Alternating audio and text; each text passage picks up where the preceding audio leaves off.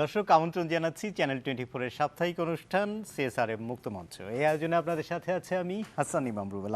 আজ আমরা আলোচনা করব সাম্প্রতিক ঘটনাবলী নিয়ে এবং এ বিষয়ে কথা বলতে স্টুডিওতে উপস্থিত রয়েছেন বাংলাদেশের কমিউনিস্ট পার্টির সম্পাদক রুহিন হোসেন প্রিন্স এবং আমার বাম পাশে রয়েছেন বিএনপির জাতীয় নির্বাহী কমিটির সদস্য অ্যাডভোকেট শেখ ওয়াহিদুজ্জামান দীপু এবং অনলাইনে আমাদের সাথে যুক্ত হবেন বাংলাদেশ আওয়ামী লীগের সাংগঠনিক সম্পাদক এস.এম. কামাল। আমরা তিনজনকেই স্বাগত জানাচ্ছি আমাদের স্টুডিওতে। দর্শক, সাম্প্রতিক ঘটনাবলী এই বিষয় নিয়ে আলোচনা করতে গেলেই সবার আগে যে বিষয়টি সামনে আসবে সেটি হচ্ছে পেঁয়াজ। আপনারা জানেন যে গত কয়েকদিন পেঁয়াজের ঝাঁজ, এই মশলা জাতীয় পণ্য অত্যন্ত ঝাঁঝালো একটি পণ্য এবং তার ঝাঁজ কিন্তু কয়েক গুণ বেড়ে গিয়েছিল। হঠাৎ করে পার্শ্ববর্তী দেশ ভারতে রপ্তানি বন্ধের ঘোষণায় বাংলাদেশে পেঁয়াজের দামের উল্লম্ফন ঘটে এবং এক ধরনের অস্থিতিশীলতা তৈরি হয় বাজারে এবং কোনো ধরনের আগাম সতর্কতা ছাড়াই ভারত এই রপ্তানি বন্ধ করবার কারণে বাংলাদেশের বাজারে এরকম অস্থিরতা তৈরি হয়েছে এবং এটি সরকারের বিভিন্ন পর্যায় থেকে বলা হয়েছে, বিশ্লেষকরা এটি বলছেন। কিন্তু এই ঘটনা কিন্তু গতবারও আমরা ঘটতে দেখেছি, সেই হিসেবে এক ধরনের প্রস্তুতি কিন্তু সরকারের থাকবার কথা। বাংলাদেশ কৃষি পণ্য বিপণন অধিদপ্তর যেটি রয়েছে তারা কিন্তু 2 সপ্তাহ আগেই সরকারের সংশ্লিষ্ট বিভাগকে এই বিষয়ে সতর্ক করেছিল, কিন্তু কেউই কোনো গা করেনি এবং যারা ব্যবসায়ী রয়েছেন তাদেরকেও অনুরোধ জানানো হয়েছিল যে কোনোভাবে দাম যেন অস্বাভাবিক মাত্রায় না বাড়ানো হয়, সেটিও কানে করেননি। এই যখন অবস্থা তখন আমরা দেখলাম বাংলাদেশের রাজনীতির সাম্প্রতিক সময়ে নিয়ামক হয়ে ওঠা, পেছন থেকে নানা ধরনের চাপ প্রয়োগকারী প্রতিষ্ঠান হিসেবে সামনে আসা হেফাজত ইসলামের যিনি প্রধান তিনি মারা গেলেন এবং গত কয়েকদিন ধরে সেখানকার এক ধরনের অস্থিরতা আমরা লক্ষ্য করছি। এই পরিস্থিতিতে আজকে আবার তিতাসের ব্যবস্থাপনা পরিচালককে 3 বছরের জন্য নতুন করে নিয়োগ দেবার একটি ওয়াসার ব্যবস্থাপনা পরিচালককে 3 বছরের জন্য নতুন করে প্রস্তাব করা হয়েছে। সম্প্রতি তার বিরুদ্ধে নানা ধরনের অনিয়মে দুর্নীতির অভিযোগ আমরা গণমাধ্যমে প্রচার হতে শুনেছি। এই বিষয়গুলো নিয়ে আমরা আলাপ করব এবং সেই আলাপে যাবার আগে পেঁয়াজের বাজার পরিস্থিতি নিয়ে একটি রিপোর্ট আমাদের কাছে রয়েছে, সেই রিপোর্টটি দেখে এসে আমরা আলোচনায় ফিরতে চাই। থরে থরে সাজানো বস্তা, তাতে সদ্য হুজুগে ওঠা পণ্য পেঁয়াজ। রাজধানীর কাঁচা বাজারগুলোয় কোথাও পেঁয়াজের কোনো কমতি নেই, বরং ক্রেতার দেখা মেলা ভার। ব্যবসায়ীরা বলছেন বাজারে যোগান বাড়ায় কমেছে দামও, মানভেদে প্রতি কেজিতে কমেছে 10 থেকে 20 টাকা। 2-4 টাকা কমছে, কিন্তু বেচা বিক্রি আমাদের সীমিত, 2-4 টাকা কমছে কিন্তু বাড়ে নাই। ক্রেতা কম, বেচা কিনে নাই, তারপরে বাজারও ধরেন কমে গেছে।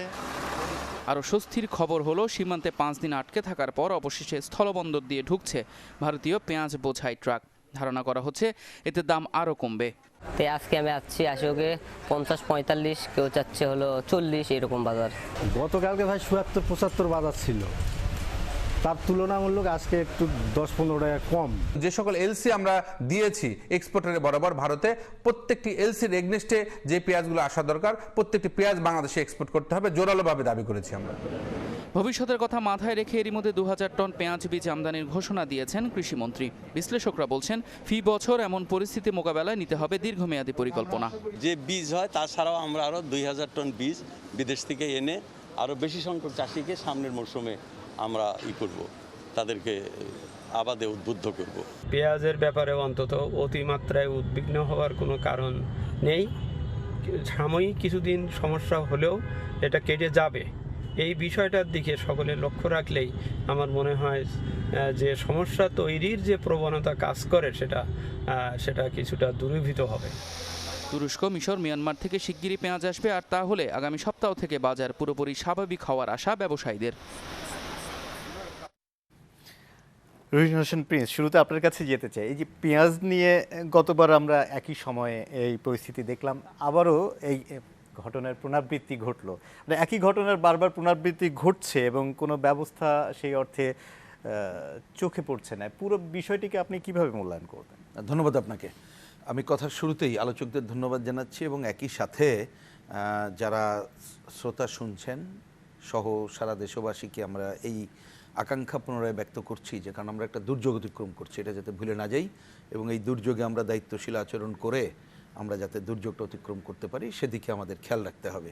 যদিও একটা স্বাভাবিক পরিস্থিতি মনে করছি, কিন্তু আসলে যে পরিস্থিতি স্বাভাবিক না এটা আমাদের জনস্বাস্থ্যবিদরাই বলেছেন এবং সেটা মনে রেখেই আমি আমার আজও 36 জন মারা গেছেন হ্যাঁ আপনার বিষয়ে কথা বলতে চাই এবং আক্রান্তের পরিমাণও কিন্তু বেড়ে চলেছে। যাই হোক, আমাকে যদি বলেন এই যে পেঁয়াজ নিয়ে যেটা আসলে সংকটটা কোথায়, দেখেন একেবারে ছোট ছোট কয়েকটা তথ্যে যাই। এই যে দামটা বাড়লো, বুঝলাম ভারত বন্ধ করে দিয়েছিল, বুঝলাম ভারতের দাম কিছুটা বেড়ে গিয়েছিল, কিন্তু যে পেঁয়াজটা আমাদের এইখানে ছিল সেটা তো অতি দামে কেনা না, বাজারে তো সরবরাহের কমতি ছিল না, তাহলে এই বাড়ার তো কোনো ন্যায্য কারণ নেই, সবই অন্যায্য। এবং অন্যায্য ঘটনায় আমরা দেখলাম মানুষের পকেট থেকে শত শত কোটি টাকা কিছু ব্যবসায়ী মুনাফাখোরদের পকেটে ইতিমধ্যে চলে গেছে। এই হচ্ছে একটা বাস্তব চিত্র তাহলে দেখলাম। তাহলে সংকটটা কোথায়? আমার বিবেচনায় সংকটকে আমরা দুইটা দেখা দরকার। একটা হচ্ছে ব্যবস্থায় সংকট, যে নীতিটা সেটার সংকট, আরেকটা হচ্ছে একটা ঘটনা ঘটলে আমাদের যে প্রচলিত বাজার ব্যবস্থা আছে তার উপরে যে সরকারের কোনো নিয়ন্ত্রণ নাই, এখানে মুনাফাখোররাই যে প্রধান সেটা আবার প্রমাণ হলো। এবং ব্যবস্থার কথাটা কি বললাম, দেখুন আমরা যে মুক্তবাজারের নামে যে অবাধ যে ধারাটা চালু করেছি তার মধ্যে প্রধানত লুটপাটটা, এটা আমরা জানি। তা সেই ধারাকে আপনি যদি বাধাগ্রস্ত করতে চান তাহলে অন্ততপক্ষে নিত্য প্রয়োজনীয় জিনিসের ক্ষেত্রে যদি সরকারের উদ্যোগে নিজস্ব ব্যবস্থা, অল্টারনেট বাজার ব্যবস্থাটা প্রধান না থাকে এই সংকটগুলো ঘটবেই, ঘটছে তাই।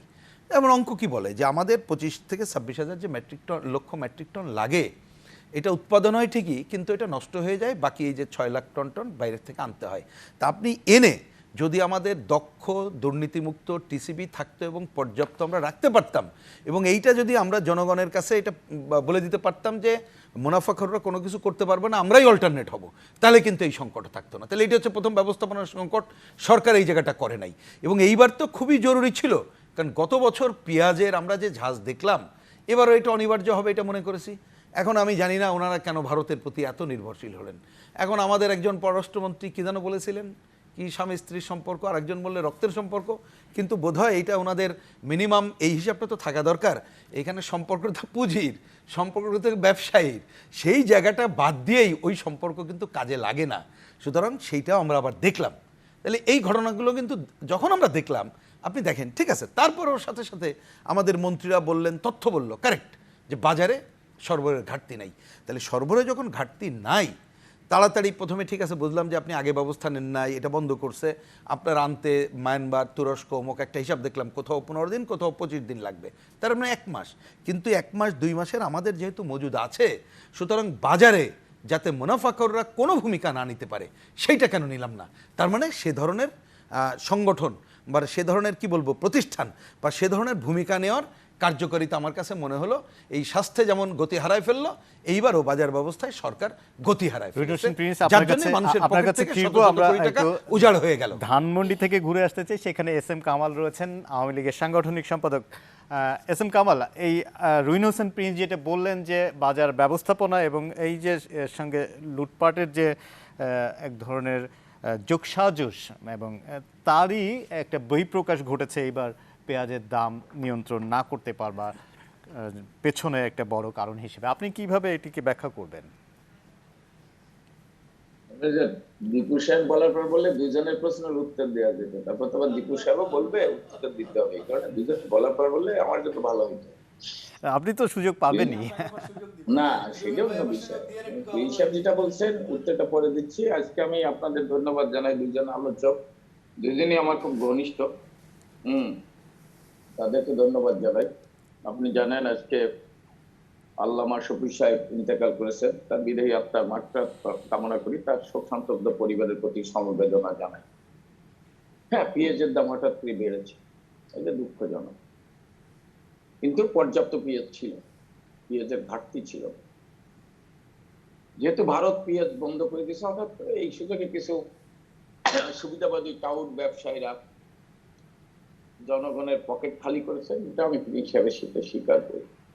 কিন্তু সরকারের উদ্যোগ আছে, সরকার ব্যবস্থা গ্রহণ করছে, উদ্যোগ আছে বলেই হ্যাঁ আজকে পেঁয়াজ আসছে এবং নিয়ন্ত্রণে আনার চেষ্টা করা হচ্ছে। উদ্যোগ না থাকলে এটি হতো না। আর পীর সাহেব জানেন যে ভারতের সাথে এই সরকারের রক্তের সম্পর্ক। পীর সাহেবের মধ্যে এই কথা সাজে না। উনি মুক্তিযুদ্ধের পক্ষের লোক, ওনার দলও মুক্তিযুদ্ধে অংশগ্রহণ করেছে। সেদিন বাংলাদেশের মুক্তি বাহিনী রক্তের সম্পর্কের নমুনা কি এই যেদিন বাংলাদেশ ইলিশ পাঠাচ্ছে সেদিন কোনো ধরনের পূর্ব পূর্বাভাস ছাড়া পেঁয়াজের এটি বন্ধ করে দিল? এর আগে বাংলাদেশ সরকারের শীর্ষ পর্যায় থেকে তাদেরকে বলা হয়েছিল যে অন্তত আগাম ঘোষণা দিয়ে যেন এটি করা হয়।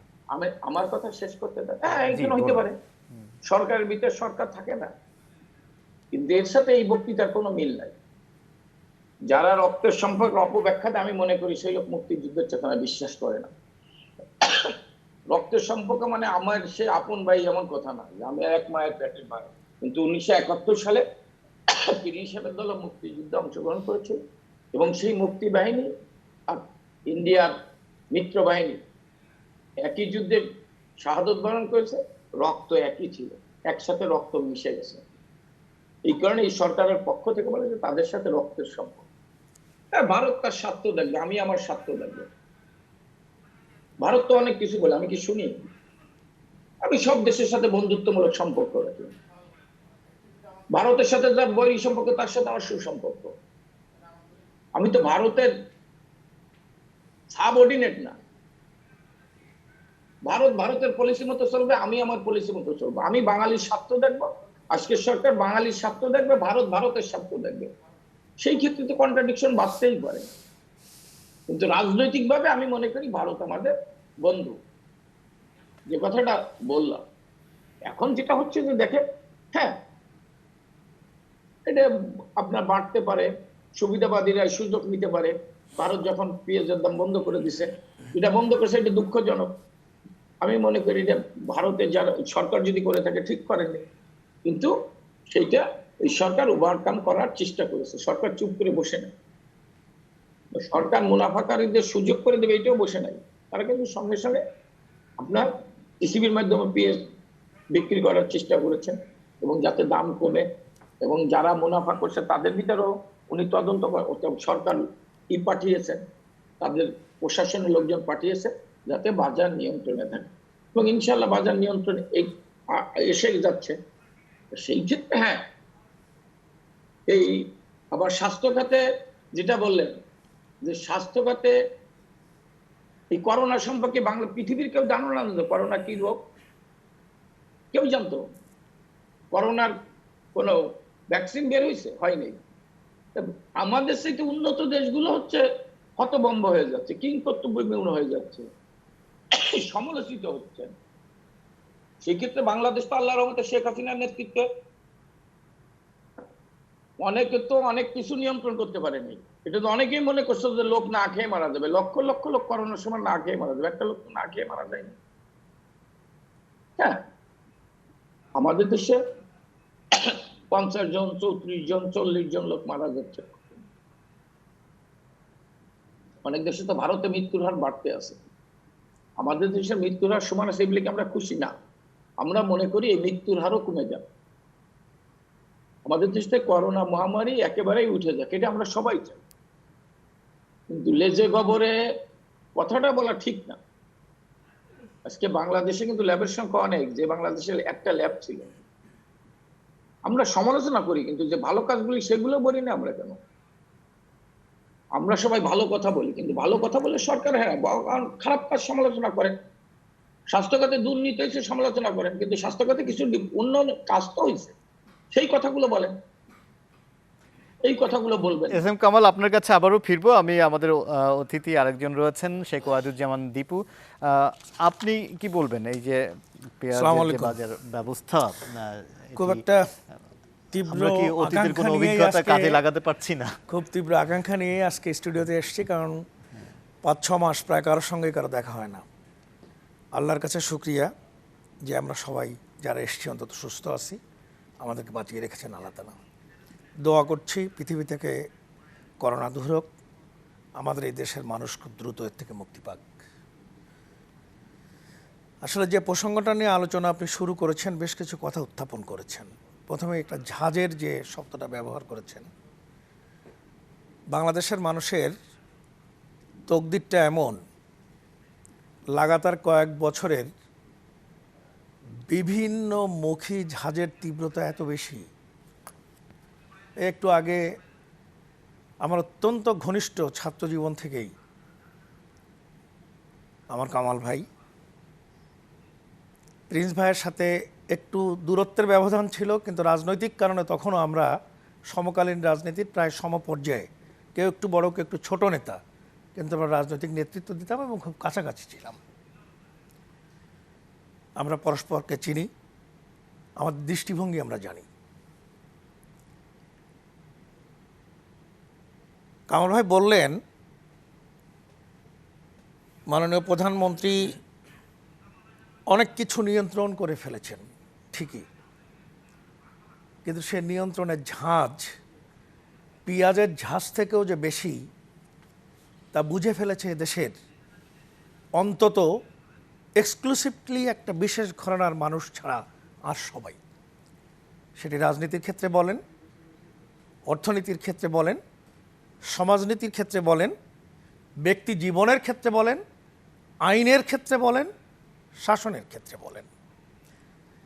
আমি ওই প্রসঙ্গ নিয়ে কথা বলবো যদি সুযোগ দেন। তার আগে স্পেসিফিক যে বিষয়টি নিয়ে আলোচনা হয়েছে, প্রিন্স ভাই যথার্থভাবেই বলেছেন, একটা দেশের সরকার তার ব্যবস্থাপনার মধ্য দিয়েই সরকারের সমস্ত বিষয়গুলিকে পরিচালনার একটা প্রেক্ষিত তৈরি করে, যেটি সুশাসন সহ জনগণের স্বার্থে কাজে লাগানো হয়। আজকে দেখবেন বলা হচ্ছে ফলাও করে কোনো কোনো বন্দর দিয়ে আজকে কয়েক শত ট্রাক পেঁয়াজ ভারত থেকে বাংলাদেশে ঢুকছে। 5 দিন বন্ধ ছিল, আর এই 5 দিন আগে বন্ধ ঘোষণা করবার আগে যে এলসি গুলো ছিল সেগুলো ঢুকতে শুরু করেছে। 5 দিন আগে এই পেঁয়াজগুলো ওই বর্ডারে এসে দাঁড়িয়েছিল, এটাও কিন্তু একই সংবাদে বলে দিচ্ছে ঢুকতে দেওয়া হয়নি। এবং আজকে আর একটা বর্ডার দিয়ে ঢুকতে দেওয়া হয়নি, সেটি হচ্ছে আমাদের অঞ্চলে। আমরা যে ডিভিশনের, খুলনা ডিভিশনের বেনাপোল বর্ডার দিয়ে কিন্তু আজকে পেঁয়াজ ঢুকছে না, অনুমতি দেওয়া হয়নি। এটা অন্য কোনো কারণ আছে হয়তো, কি আমি জানি না। তাহলে বিষয়টা দাঁড়ালো কি? এর মধ্যে বাংলাদেশ সরকার কিন্তু একটা ঘোষণা দিয়েছে, সাহসী ঘোষণা, আমি ধন্যবাদ জানাই। যে দেশে কম দাম মানে পেঁয়াজ পাবা, আমদানি করবা, কম দাম পাবা, সেখান থেকেই পেঁয়াজ আনো। কথাটা আমাদের প্রভু দেশের কানে গেছে, আমাদের সিন্ডিকেট মেম্বারদের কানে গেছে। আর এই সিন্ডিকেট মেম্বার কামাল ভাই আরেকটা কথা বলে ফেলেছেন, এটি ঠিক কোন দৃষ্টিভঙ্গি থেকে বলেছেন আমি জানি না। সরকারের মধ্যেও তো সরকার থাকে, হ্যাঁ থাকে। আমরা দেখেছি যেমন একজন দুর্নীতিপরায়ণ কর্মকর্তা, তার অধীনস্থ যারা থাকে তাদেরকে ইচ্ছা করলেই দুর্নীতি থেকে মুক্ত করে দিতে পারেন না, কারণ তিনি নিজে জানেন আমি দুর্নীতিবাজ, আর আমার নিচে যারা দুর্নীতি করছে ওদেরকে আমি শাসন করতে গেলে ওরা আমার দিকে সরাসরি আঙুল তুলবে, তখন আমার অস্তিত্ব বিনষ্ট হওয়ার সম্ভাবনা হলেও হতে পারে।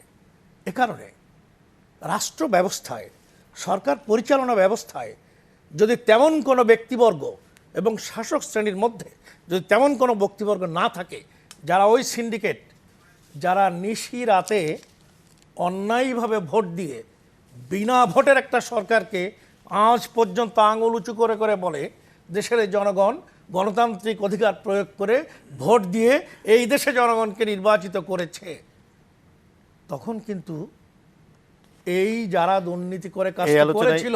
আবারও ফিরবো, একটা ছোট বিরতি নিতে হচ্ছে। দর্শক আমাকে দিয়ে আমি শেষ নিচ্ছি, ফিরছি একটু পরেই, আমাদের সাথেই থাকুন।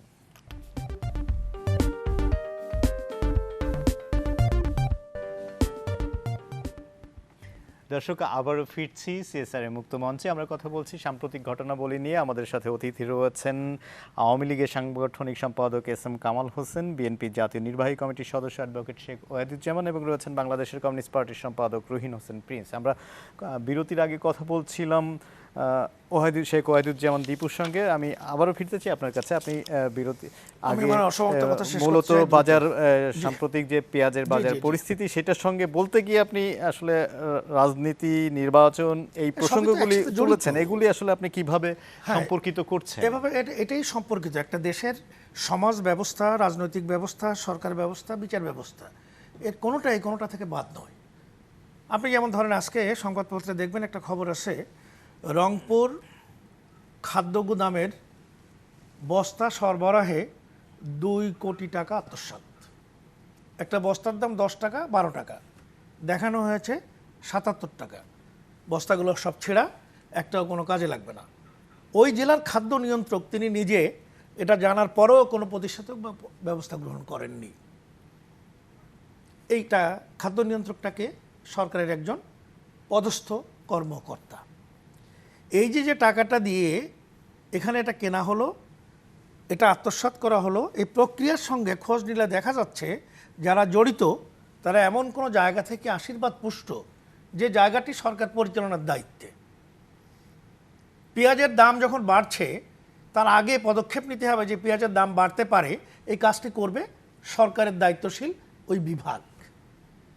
তিনি যখন করছেন না, দাম বেড়ে যাচ্ছে, স্বাভাবিকভাবেই সরকার জড়িত হবে। আর সরকার যদি রাজনৈতিক দলের হয়, রাজনীতি জড়িত হবে। আর ওই রাজনৈতিক নেতৃবৃন্দ যদি এমন কোনো প্রক্রিয়ায় আসে যে প্রক্রিয়াটি স্বাভাবিক এবং সহজ নয়, তখনই কিন্তু অপরাজনীতির ঝাঁজ, দুর্নীতির ঝাঁজ, অনিয়মের ঝাঁজ, অপ্রাসঙ্গিক চাহিদার ঝাঁজ, যা দেওয়া সম্ভব নয় সেটুকু নেওয়ার ঝাঁজ, এবং ওই একটি বিশেষ শ্রেণীর সরকারের মধ্যে সরকার সৃষ্ট সেই ব্যক্তিদের চাপের ঝাঁজ পেঁয়াজের দাম বাড়াবে, মরিচের দাম বাড়াবে, চালের দাম বাড়াবে, খাদ্যশস্যের দাম বাড়াবে, জীবনে বেঁচে থাকার দাম বাড়াবে, এবং নীতি নৈতিকতা সব ধ্বংস করে দিয়ে মানুষের বেঁচে থাকার সমস্ত অধিকারগুলো এরকম পরিস্থিতিতে জনগণের নিশ্চিতভাবেই বিরোধী রাজনৈতিক দলগুলোর প্রতি এক ধরনের আকাঙ্ক্ষা তৈরি হয়, তারা এগুলো নিয়ে কথা বলবে। কিন্তু এটা হচ্ছে না কেন? আপনারা কি করছেন? এই ব্যাপারে নিঃসন্দেহে বলা যায় বিরোধী রাজনৈতিক দলগুলো যে প্রেক্ষিত তৈরি করে রাজনীতিকে সঠিক প্রভাবে নিয়ে যেতে হবে সেটি হয়তো কেউই করতে পারছেন না। আমরা যে দল করি, আমাদের সর্ববৃহত্তম দল বাংলাদেশের, সে দলের প্রধান অকারণে একটা মিথ্যা মামলায় আটক হয়ে আছেন। বয়সের ভারেও তাকে কনসিডার করছে না সর্বোচ্চ আদালত। অন্যদিকে হাজার হাজার কোটি কোটি টাকা আত্মসাতের অভিযোগে অভিযুক্ত ব্যক্তিরা নির্লিপ্ত শুধু বেরিয়েই যাচ্ছে না, অনেকে ধরা ছোঁয়ার বাইরে। দ্বিতীয় প্রধান দেশ থেকে বিতাড়িত, অন্য যারা আপনার কাছে আসবো। এই প্রসঙ্গে আওয়ামী লীগের সাংগঠনিক সম্পাদক SM কামাল, আপনার কাছে যেতে চাই। অনেকগুলো প্রসঙ্গ উত্থাপন করেছে ওয়াহিদুজ্জামান। প্রত্যেকটা প্রশ্নের উত্তর না দেওয়া পর্যন্ত অন্য লাইনে যাবেন। আমার লাইনটা আপনি বলুন।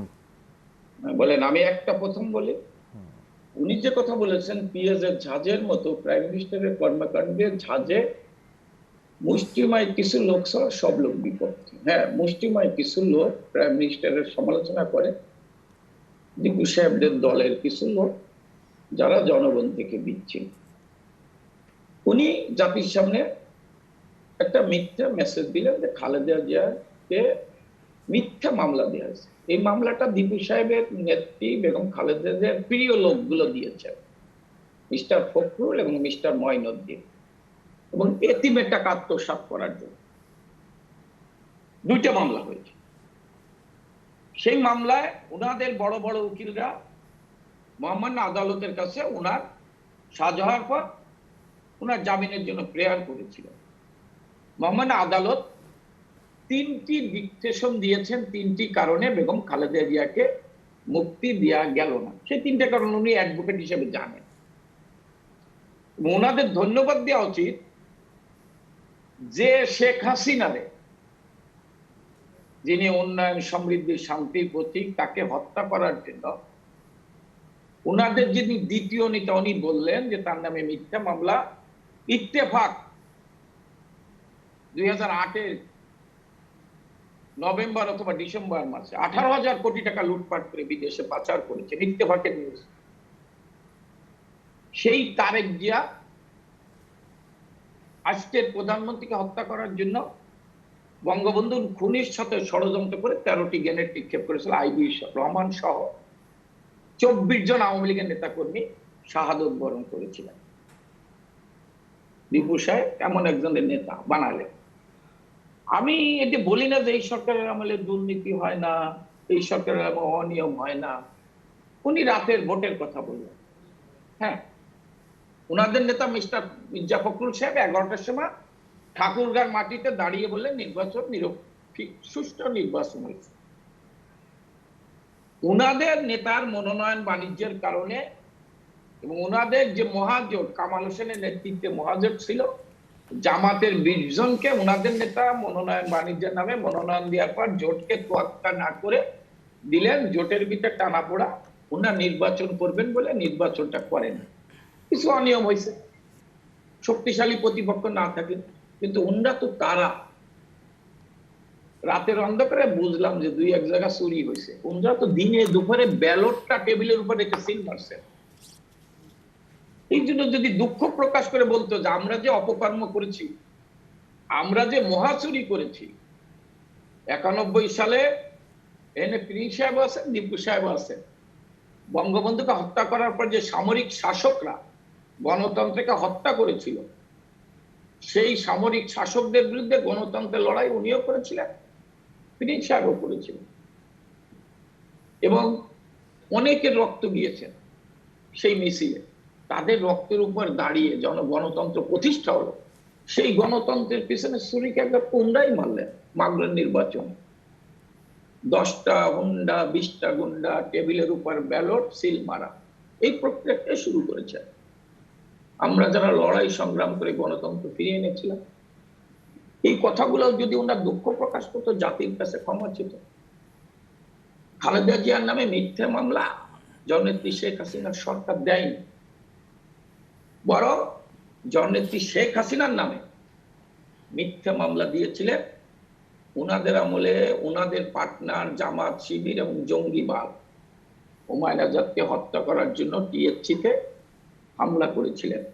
মুমূর্ষু হুমায়ুন আহমেদকে ক্যান্টনমেন্টে দেখতে গিয়েছিলেন।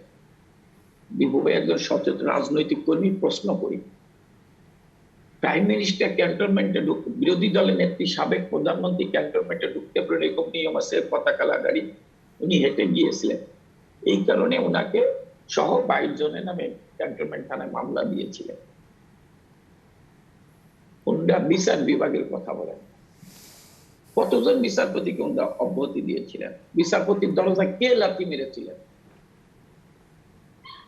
শেখ হাসিনা দেশটাকে, যে দেশটা ছিল ক্ষুধা, দারিদ্র, দুর্ভিক্ষের দেশ, সন্ত্রাসের দেশ, শেষ করতে দেন আমাকে।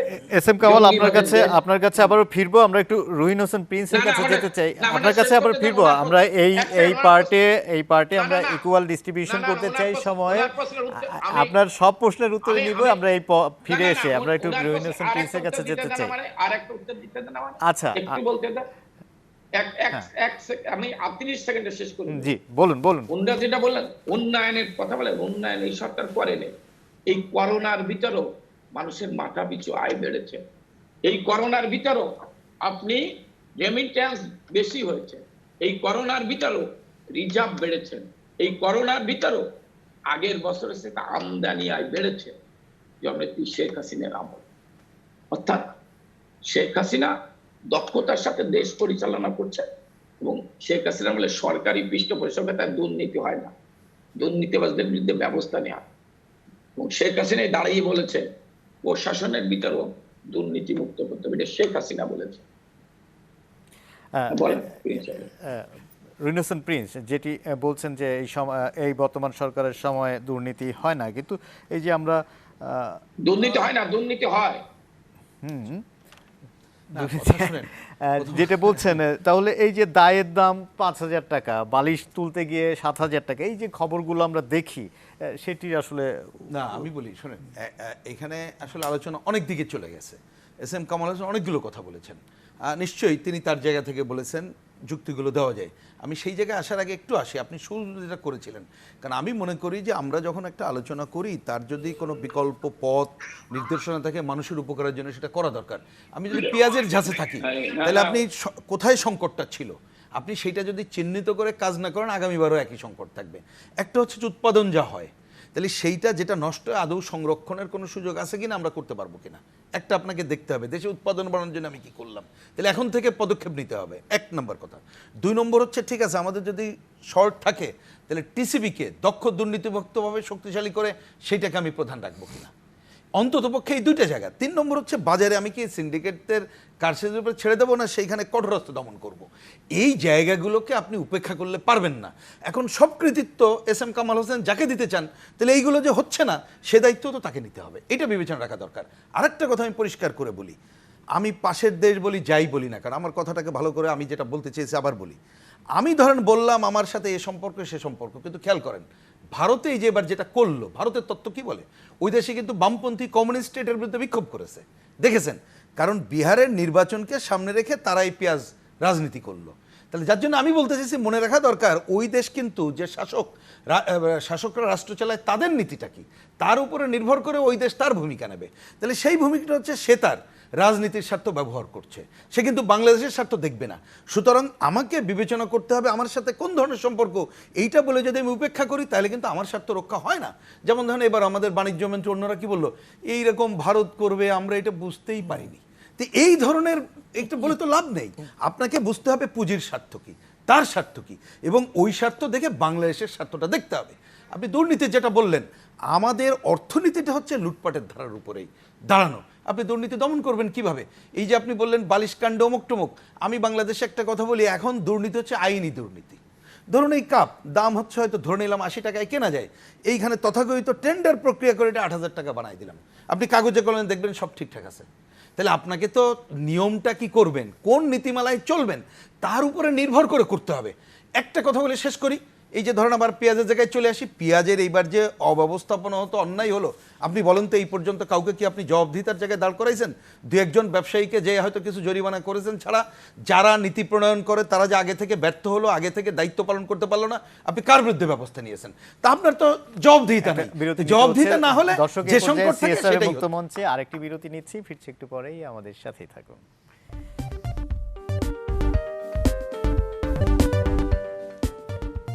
দর্শক আবারও ফিরছি CSR মুক্ত মঞ্চে। আমরা কথা বলছি সাম্প্রতিক ঘটনাবলী নিয়ে। আমাদের অতিথি রয়েছেন আওয়ামী লীগের সাংগঠনিক সম্পাদক SM কামাল হোসেন, বিএনপির জাতীয় নির্বাহী কমিটির সদস্য অ্যাডভোকেট শেখ ওয়াহিদুজ্জামান দীপু, এবং রয়েছেন বাংলাদেশের কমিউনিস্ট পার্টির সম্পাদক রহিন হোসেন প্রিন্স। বিরতির আগে আপনার কাছে ছিলাম, আমরা একটু অন্য ধরনের প্রশ্ন করি যে আজকে আপনি জানেন যে ওয়াসার বোর্ডের একটি সভা ছিল, এবং সেই সভা থেকে ওয়াসার বর্তমান ব্যবস্থাপনা পরিচালক তাসনিম খানকে আবারও 3 বছরের জন্য একই পদে নিয়োগের জন্য একটি সিদ্ধান্ত হয়েছে, এবং যেটি মন্ত্রণালয় সুপারিশ আকারে পাঠানো হবে।